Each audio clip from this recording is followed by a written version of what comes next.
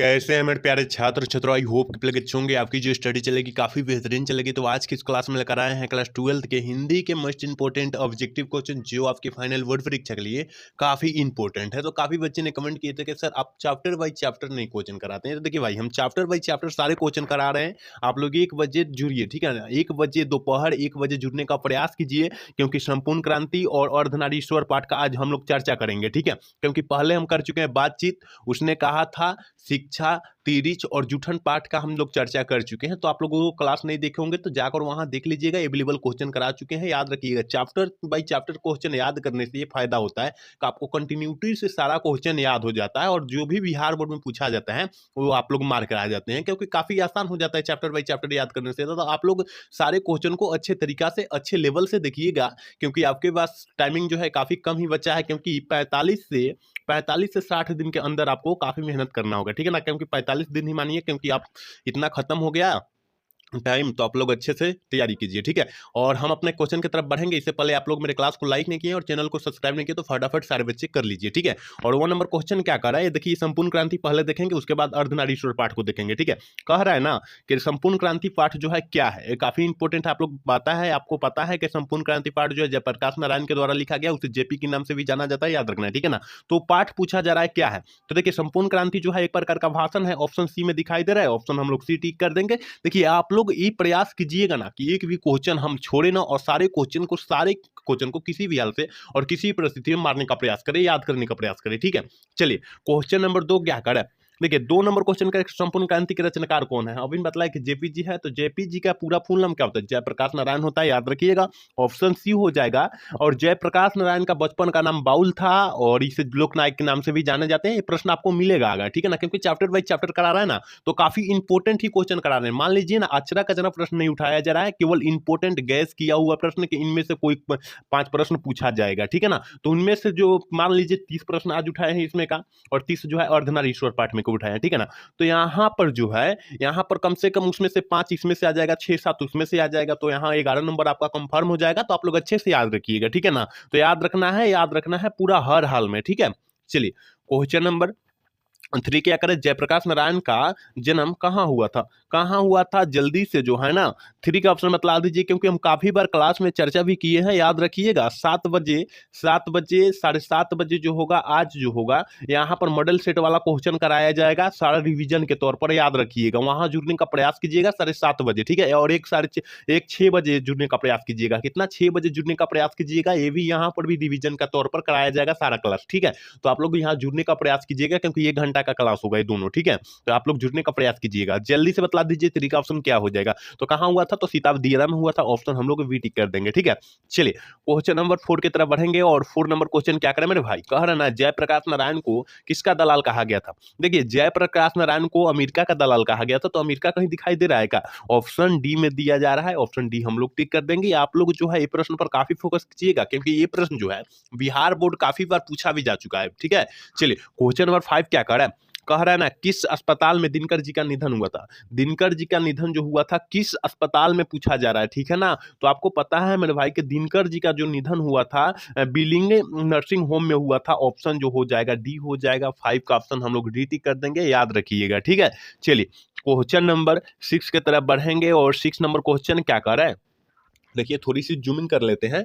कह रहा है कि जयप्रकाश नारायण के स्वास्थ्य पर निगरानी रखने वाला डॉक्टर का नाम क्या था। मतलब जयप्रकाश नारायण जो बीमार थे, उसके बीमारी के निगरानी पर जो ध्यान रखता था, उस डॉक्टर का नाम पूछा जा रहा है। तो याद रखिएगा, डॉक्टर रहमान था। कहाँ पर दिया है, ऑप्शन ए में दिया है। ऑप्शन ए हम लोग टिक कर देंगे। एक बार सारे बच्चे क्लास को लाइक करेंगे और चैनल को सब्सक्राइब करेंगे, अपने दोस्त के पास शेयर भी करेंगे, को भी क्लास का भरपूर लाभ उठा ले, ठीक है ना। क्योंकि आप लोग लाइक भी नहीं करें और सब्सक्राइब भी चैनल को नहीं करें। देखिए, आप लोग सब्सक्राइब करेंगे, लाइक करेंगे तो हमें मोटिवेट मिलेगा, और मोटिवेट मिलेगा तो आपको चाहेंगे कि और किस तरीका से समझाए कि बच्चों को और समझ में आए, ठीक है ना। तो आप लोग प्रयास कीजिए लाइक करने का और सब्सक्राइब करने का, एक क्लिक का तो बात है, ठीक है ना।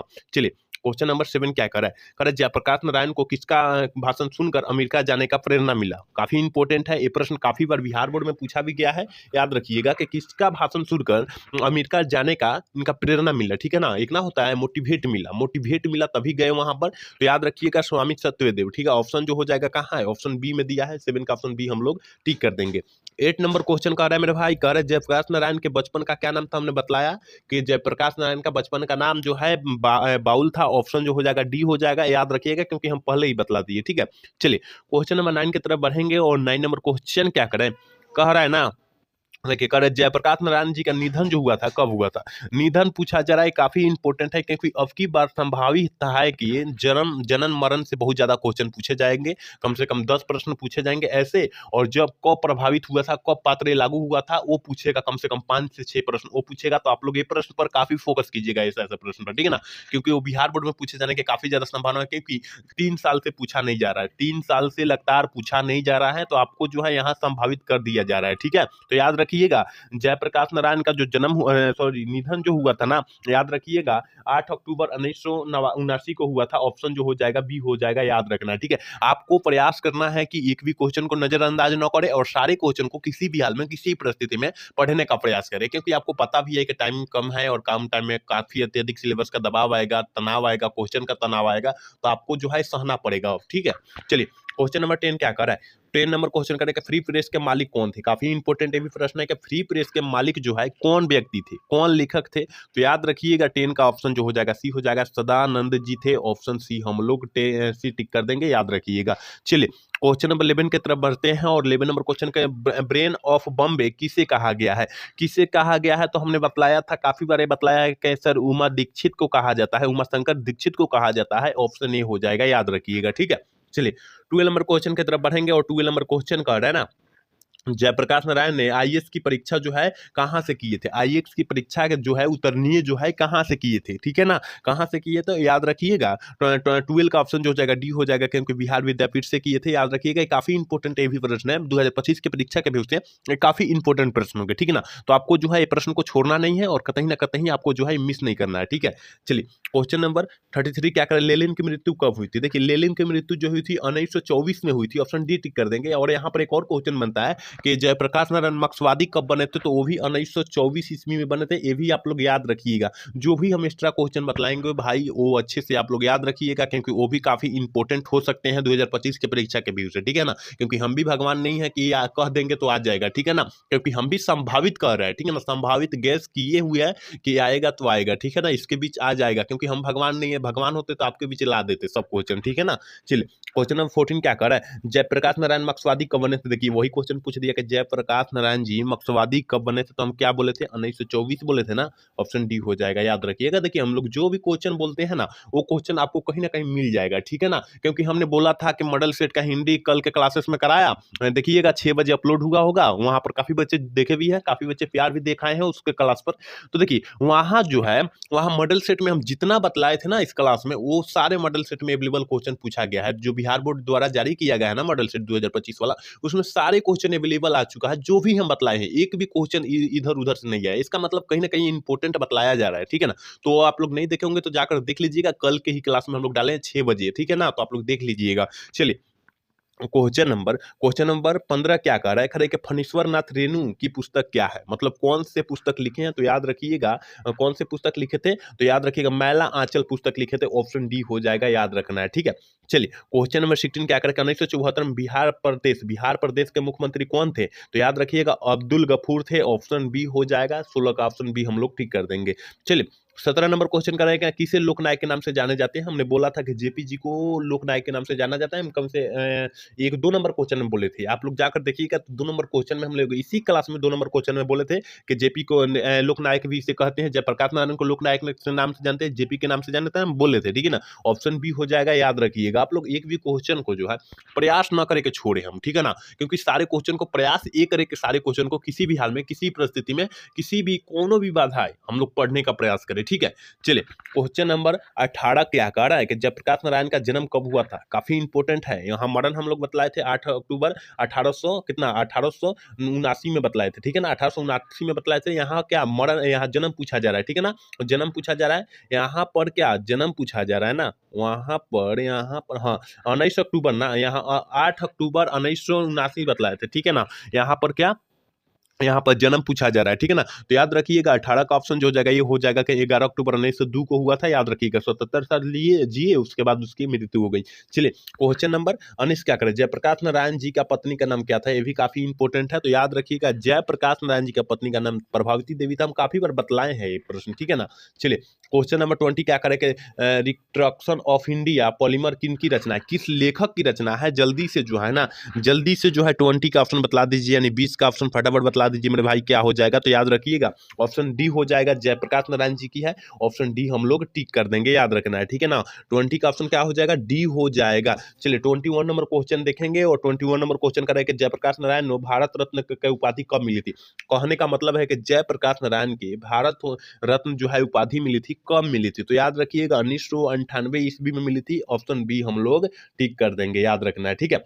चलिए क्वेश्चन नंबर 22 का जयप्रकाश नारायण को मैग्सेसे सम्मान कब दिया गया था, ये भी काफी इंपॉर्टेंट है। मैग्सेसे सम्मान जो दिया गया था 1965 ईस्वी में दिया गया था। कहीं दिखाई दे रहा है, ऑप्शन बी में दिखाई दे रहा है, ऑप्शन बी टिक कर देंगे। ये आप लोग एक भी क्वेश्चन को छोड़ने का प्रयास न करें, क्योंकि अगर चैप्टर बाई चैप्टर याद करते हैं ना तो आपको कोई नहीं रोक सकता, क्योंकि यहाँ काफी इंपॉर्टेंट क्वेश्चन होते हैं चैप्टर बाई चैप्टर, ठीक है। चलिए क्वेश्चन नंबर 23 क्या कह रहा है, कह रहा है ना प्रजा सोशलिस्ट पार्टी का गठन जो हुआ था कब हुआ था। हमने बतलाया है, काफी बार बतलाया है कि प्रजा सोशलिस्ट पार्टी का जो गठन हुआ था, याद रखिएगा 1952 ईस्वी में हुआ था। ऑप्शन ए हो जाएगा, याद रखना है, ठीक है ना। आप लोग एक भी क्वेश्चन को नजरअंदाज ना करें। एक बार सारे बच्चे क्लास को लाइक कर लेंगे, सारे बच्चे क्लास को लाइक कर लेंगे और चैनल को सब्सक्राइब कर लेंगे, ठीक है। चलिए क्वेश्चन नंबर 24 क्या करें कि माटी की मूर्ति किन की रचना है, किन लेखक की रचना है, जल्दी से जो है 24 का ऑप्शन बतला दीजिए क्या हो जाएगा। तो याद रखिएगा ऑप्शन बी हो जाएगा, राम वृक्ष बेनीपुरी जी की है। ऑप्शन बी हम लोग टिक कर देंगे, ठीक है। चलिए 25 नंबर क्वेश्चन करें, जयप्रकाश नारायण को भारत की जनता किस नाम से जान याद करती है। ये काफी इंपॉर्टेंट है, 2025 के परीक्षा के व्यू से काफी इंपॉर्टेंट है, और सारे बच्चे को पता होना चाहिए कि जयप्रकाश नारायण को भारत की जनता किस नाम से जानती थी। तो लोकनायक के नाम से जानती थी। कहीं दिया है क्या, ऑप्शन सी में दिया है, ऑप्शन सी हम लोग टिक कर देंगे, याद रखना है, ठीक है। चलिए क्वेश्चन नंबर 26 नंबर क्वेश्चन करें, जयप्रकाश नारायण ने संपूर्ण क्रांति वाला ऐतिहासिक भाषण कहां और कब दिया था, ये भी काफी इंपॉर्टेंट है। तो देखिए पटना के गांधी मैदान में 5 जून 1974 ईस्वी को दिया गया था, छात्र आंदोलन के विरुद्ध दिया गया था, याद रखिएगा। ऑप्शन जो हो जाएगा डी हो जाएगा, याद रखना है, ठीक है ना। आप लोग एक भी क्वेश्चन छोड़ने का प्रयास न करें, और सारे क्वेश्चन को किसी भी हाल में किसी परिस्थिति में मारने का प्रयास करें, ठीक है। चलिए 27 नंबर क्वेश्चन की तरफ बढ़ेंगे। कह रहे जयप्रकाश नारायण ने किस साल छात्र आंदोलन किए थे। हम अभी बतलाए कि 5 जून 1974। अभी हम बतलाए ना, पटना के गांधी मैदान में छात्र द्वारा आंदोलन किया गया था, जेपी द्वारा आंदोलन किया गया था। ऑप्शन सी हो जाएगा, ठीक है। चलिए क्वेश्चन नंबर 28 क्या करें, जयप्रकाश नारायण के पिताजी का क्या नाम था। ये भी काफी इंपॉर्टेंट है कि जयप्रकाश नारायण जी का पिताजी का नाम पूछा जा रहा है, ठीक है ना। तो 28 का ऑप्शन क्या हो जाएगा, तो आपको पता है कि हर्षुल दयाल था। ऑप्शन जो हो जाएगा बी हो जाएगा, याद रखना है, ठीक है। चलिए क्वेश्चन नंबर 29 क्या करें, जयप्रकाश नारायण के माता जी का क्या नाम था। ये भी काफी इंपॉर्टेंट है कि जयप्रकाश नारायण के माता जी का नाम पूछा जा रहा है। तो याद रखना है ना 29 का ऑप्शन ये याद रखना है, फुलरानी देवी। ऑप्शन ये हम लोग टिक कर देंगे, ठीक है। चलिए इसमें इस चैप्टर का लास्ट क्वेश्चन 30 नंबर है, और इंपॉर्टेंट प्रश्न था, 30 ही प्रश्न था, लेकिन इंपॉर्टेंट प्रश्न था, याद रखिएगा, ठीक है ना। कर संपूर्ण क्रांति वाला भाषण किसने दिया था, आपको पता है कि जेपी जी ने दिया था। ऑप्शन जो हो जाएगा ये हो जाएगा, ठीक है ना। तो इसका जो है संपूर्ण क्रांति वाला खत्म हो गया। अब हम लोग बढ़ेंगे अर्धनारीश्वर पाठ की तरफ। इससे पहले आप लोग क्लास को लाइक नहीं किए और चैनल को सब्सक्राइब नहीं किए, तो एक बार सारे बच्चे फटाफट कर लीजिए, और एक बार सेशन को आप लोग शेयर कर दीजिए अपने ग्रुप में, ठीक है। चलिए 31 नंबर क्वेश्चन की तरफ बढ़ेंगे। अब देखिए यहाँ पर अर्धनारीश्वर पाठ की तरफ बढ़ेंगे, और यहाँ एक से हम लोग शुरू करेंगे। 31 से शुरू नहीं करेंगे, एक से शुरू करेंगे, ठीक है ना। और एक बार सारे बच्चे क्लास को लाइक करें, ठीक है। कह रहा है कि अर्धनारीश्वर पाठ क्या है। अर्धनारीश्वर पाठ जो है क्या है, तो आपको पता है मेरे भाई कि एक प्रकार का निबंध है, और किसके द्वारा रचा गया है, रामधारी सिंह दिनकर के द्वारा रचा गया है, याद रखना है। आप लोग सारे क्वेश्चन को काफी बारीकी से देखिएगा, ठीक है ना। चलिए क्वेश्चन नंबर 2 नंबर देखते हैं, और 2 नंबर क्वेश्चन कह रहा है ना, अर्धनारीश्वर निबंध के निबंधकार कौन है। अभी ना बताइए कि अर्धनारीश्वर के निबंध के निबंधकार जो होंगे ना, कौन होंगे, रामधारी सिंह दिनकर होंगे, याद रखिएगा। ऑप्शन जो हो जाएगा ए हो जाएगा, ठीक है। चलिए क्वेश्चन नंबर 3 क्या करें मेरे भाई, रामधारी सिंह दिनकर का यहाँ जन्म पूछा जा रहा है, ठीक है ना। जन्म पूछा जा रहा है, तो सारे चैप्टर में जन्म मरण आएंगे, और हम बोले हैं कि 10 कम से कम जन्म मरण से किसी भी लेखक का जन्म मरण पूछा जाएगा, लेकिन 10 गो पूछा जाएगा। कभी जन्म पूछ देगा, कभी मरण पूछ देगा। इसी साल की बात कर रहे हैं, अब की बार पूछेगा ही पूछेगा, ठीक है ना। तो रामधारी सिंह दिनकर का जन्म यहाँ यहाँ पूछा जा रहा है, तो याद रखिएगा 3 का ऑप्शन जो हो जाएगा बी हो जाएगा, क्योंकि 23 सितंबर 1908 को ईस्वी को कही तो जन्म हुआ था, ऑप्शन बी हो जाएगा। लेकिन मरण नहीं बताएंगे क्योंकि इसके बाद मरण ही आपको आएगा आंसर क्वेश्चन, ठीक है। करे रामधारी सिंह दिनकर का निधन कब हुआ था, इसका मतलब मृत्यु हम बोले थे ना कि इसके बाद आएगा, ठीक है ना। तो रामधारी सिंह दिनकर का निधन कब हुआ था, जल्दी सब निधन वाला बतलाइए, ठीक है ना। निधन वाला आप लोग बतला दीजिए क्या हो जाएगा। तो 24 अप्रैल 1974 को हुआ था, याद रखिएगा ऑप्शन सी हो जाएगा, ठीक है। आप लोग प्रयास रखें ना, एक भी क्वेश्चन को हम लोग छोड़े ना, और सारे क्वेश्चन को किसी भी हाल में किसी भी परिस्थिति में पढ़ने का प्रयास करें, ठीक है ना। सारे बच्चे से मेरे से यही अनुरोध है, ठीक है। चलिए क्वेश्चन नंबर 5 क्या कर रहा है, कह रहा है रामधारी सिंह दिनकर के पिताजी का नाम यहाँ पूछा जा रहा है। यहाँ पिताजी का नाम पूछा जा रहा है रामधारी सिंह दिनकर का, ठीक है ना। रामधारी सिंह दिनकर का हमने बतलाया है कि रवि सिंह था, क्या नाम था, रवि सिंह था। ऑप्शन जो हो जाएगा बी हो जाएगा, याद रखिएगा, ठीक है। चलिए क्वेश्चन नंबर 6 की तरफ बढ़ेंगे, और 6 नंबर क्वेश्चन कह रहा है मेरे भाई कि निम्नलिखित में से कौन सी रचना रामधारी सिंह दिनकर की है। कौन सी रचना जो है रामधारी सिंह दिनकर की है, जल्दी से जो है ना 6 का ऑप्शन बतला दीजिए क्या हो जाएगा। तो देखिए 6 का ऑप्शन सी हो जाएगा, क्योंकि उर्वशी जो है रामधारी सिंह दिनकर जी की है, ऑप्शन सी हो जाएगा। और नल दमयंती जो है किसकी है, बालकृष्ण भट्ट जी की है, याद रखिएगा आप लोग, ठीक है ना। ये भी बालकृष्ण भट्ट की है, याद रखना है। चलिए क्वेश्चन नंबर 7 क्या करेगा, अर्धनारी ईश्वर पाठ में कौन स्वयं वृत बन गया और नारी को उसने कली मान लिया। नारी को उसने कली मान लिया, तो आपको पता है कि जो अर्धनारी ईश्वर पाठ है और शंकर और पार्वती का काल्पनिक रूप है, तो किसे माना गया कि वृत का स्वयं वृत मान लिया गया, ठीक है ना। तो पुरुष को वृत मान लिया गया और वहां अर्धनारीश्वर का पाठ का जो है चर्चा कर लिया गया, ठीक है ना। ऑप्शन डी हो जाएगा, याद रखना है, ठीक है।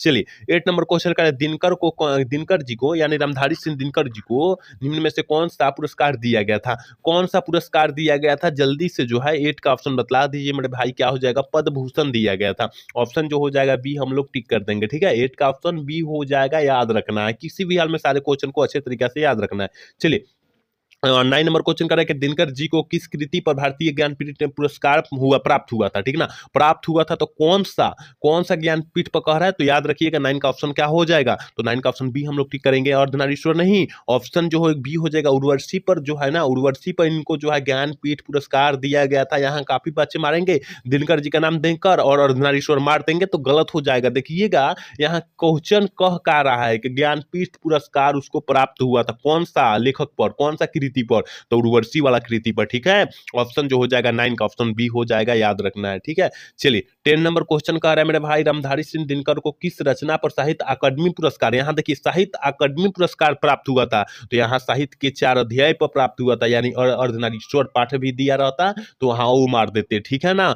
और देखिएगा वहां क्या कह रहा था, ज्ञानपीठ पुरस्कार कह रहा था, उर्वशी वाला 9 वाला क्वेश्चन देखिएगा, तो क्या कह रहा था कि उर्वशी ज्ञानपीठ पुरस्कार कब प्राप्त हुआ था, किस कृति पर, तो याद रखिएगा उर्वशी वाला पर। यहाँ पर साहित्य के अकादमी पुरस्कार कर रहा है, तो आप लोग थोड़ी सी ध्यान दीजिएगा ना, तो ये क्वेश्चन आपको अच्छे तरीका से समझ में आ जाएगा, ठीक है। तो ध्यान देने की यहाँ पर जरूरत है आपको। चलिए 11 नंबर क्वेश्चन कह रहा है मेरे भाई अर्धनारीश्वर का काल्पित रूप क्या है। अर्धनारीश्वर का काल्पित रूप क्या है, हमने अभी भी कुछ व्याख्या में बोला कि अर्धनारीश्वर का काल्पित रूप जो होता है शिव और पार्वती का होता है। ऑप्शन जो हो जाएगा ये हो जाएगा। आप लोग अच्छे से सारे क्वेश्चन को देखने का प्रयास करें। चलिए 12 नंबर क्वेश्चन करके युद्ध और शांति की समस्या लिखी गई थी काव्य कृति पर, किस काव्य कृति पर, तो याद रखिएगा 12 का ऑप्शन बी हो जाएगा, कुरुक्षेत्र पर लिखा गया था। ऑप्शन बी हम लोग टिक कर देंगे। एक बार सारे बच्चे क्लास को लाइक करेंगे और चैनल को सब्सक्राइब करेंगे और एक बार क्लास को सेशन को क्या करेंगे, शेयर भी कर देंगे, ठीक है। चलिए क्वेश्चन नंबर 13 क्या करें, रामधारी सिंह दिनकर का जन्म स्थान कहाँ है। जन्म स्थान होता है एक, मूल स्थान होता है, याद रखिएगा।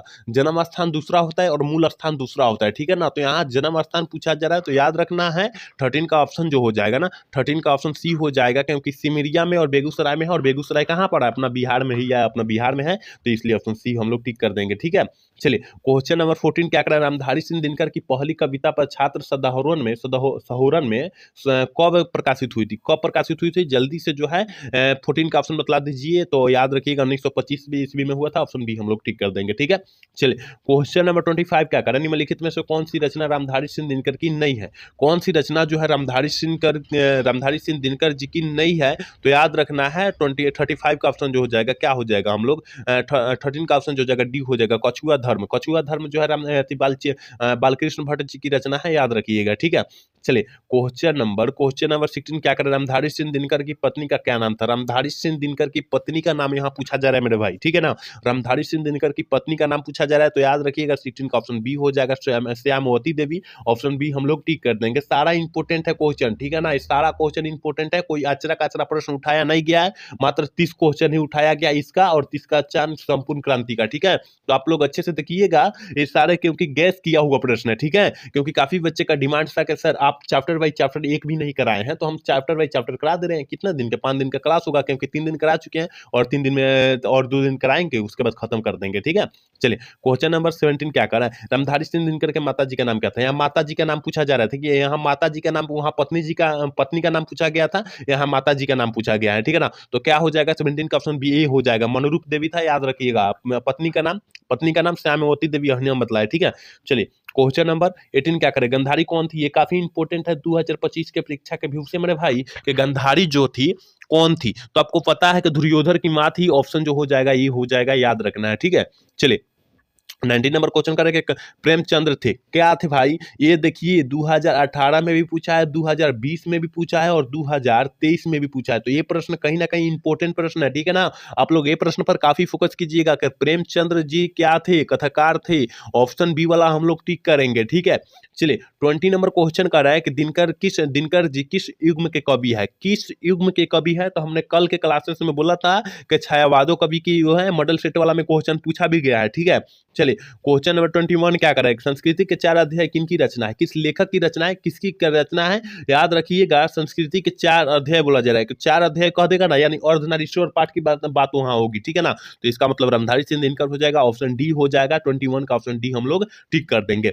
चलिए क्वेश्चन नंबर 22 कह रहा है कि अर्धनारीश्वर पाठ कब प्रकाशित हुई। ये भी काफी इंपॉर्टेंट है कि अर्धनारीश्वर पाठ जो है कब प्रकाशित हुई थी। तो याद रखिएगा 22 का ऑप्शन जो हो जाएगा बी हो जाएगा। कहां पर दिया, 1952 ईस्वी में प्रकाशित हुई थी, ठीक है।